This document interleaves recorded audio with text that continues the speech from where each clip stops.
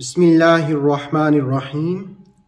فتنوں کے اس دور میں ہر قوم، ہر گروہ، ہر فرقے کا یہ دعویٰ ہے کہ وہی حق پر ہے، وہی سچ پر ہے۔ آئیے دیکھتے ہیں قرآن حکیم سورہ آل عمران کی 60 نمبر آیت کے ضمن میں کہ حق کا مرجع کون ہے، حق کا مرکز کون ہے، حق کہاں سے آتا ہے، کس کی طرف سے بات آئے تو وہ حق ہوتی ہے۔ ارشاد باری ہے الحق من ربک، حق تمہارے رب کی طرف سے ہے۔ That is the truth from your Lord۔ اللہ رب العالمین نے اعلان کر دیا کہ قرآن پڑھنے والوں، قرآن سننے والوں، جان لو حق رب کی طرف سے ہے۔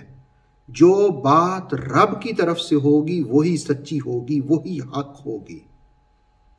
اور پھر اس آیت میں مفسرین نے لکھا کہ رسول اللہ علیہ السلام کو خطاب کر کے تو امت کو یہ بات سمجھائی فَلَا تَكُن مِّنَ الْمُمْتَرِينَ، تم نہ ہو جاؤ شک کرنے والوں میں سے۔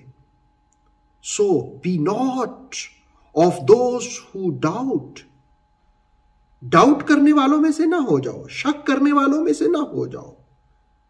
تمہیں یقین رکھنا چاہیے کہ حق تمہارے رب کی جانب سے ہے۔ سورہ بقرہ میں بھی ایک جگہ پہ کہا کہ ایمان والے جو ہیں وہ جانتے ہیں حق ان کے رب کی طرف سے ہے، اور جو منکرین ہیں وہ کہتے ہیں کہ اس سے کیا ارادہ اللہ رکھتا ہے۔ خلاصہ کلام یہ کہ حق رب کی طرف سے ہے۔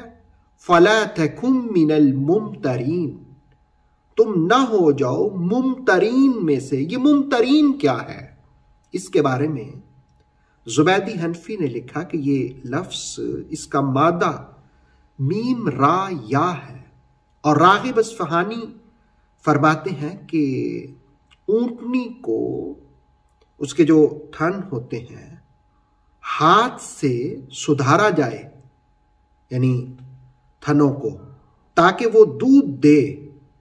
اور التحقیق کے مؤلف کے حوالے سے بھی تفسیر تبصرہ میں یہی ہے کہ ہاتھوں سے سہلا کر کے جو دودھ حاصل کیا جائے اس کے لیے یہ کلمہ استعمال ہوتا ہے۔ قیاسی معنی اس کا شک کرنا لیا گیا ہے۔ امترا کا ایک مفہوم دوسروں کی تحقیر کرنا، اور زبیدی حنفی نے تاج العروس میں تتمارا، تکذیب کرنا بھی لکھا ہے۔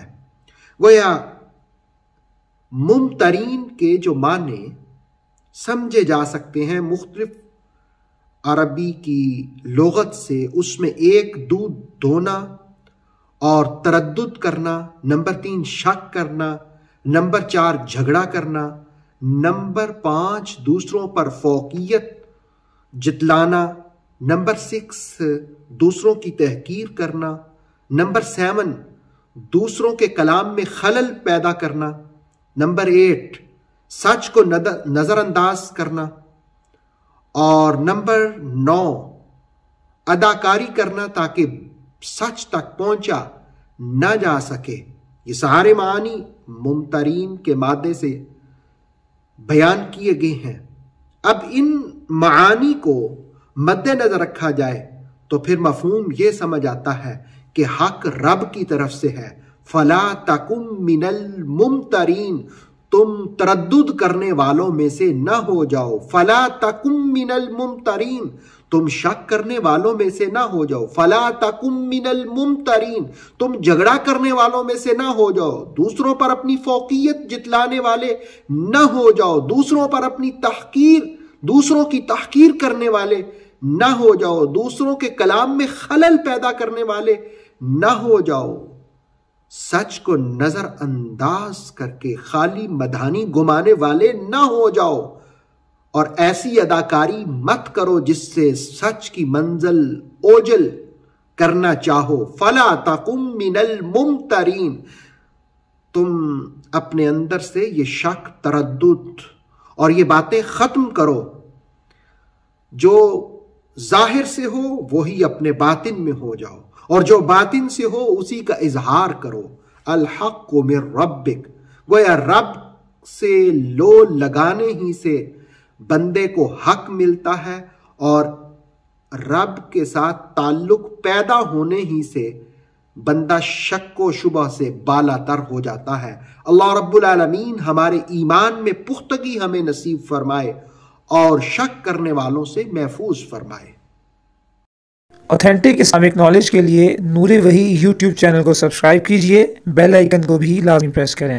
نور وحی کے فیس بک پیج، ٹک ٹاک اور انسٹاگرام کو بھی فالو اور لائک کیجئے تاکہ ہماری ہر نئی آنے والی ویڈیو آپ تک بر وقت پہنچ سکے۔ Thank you.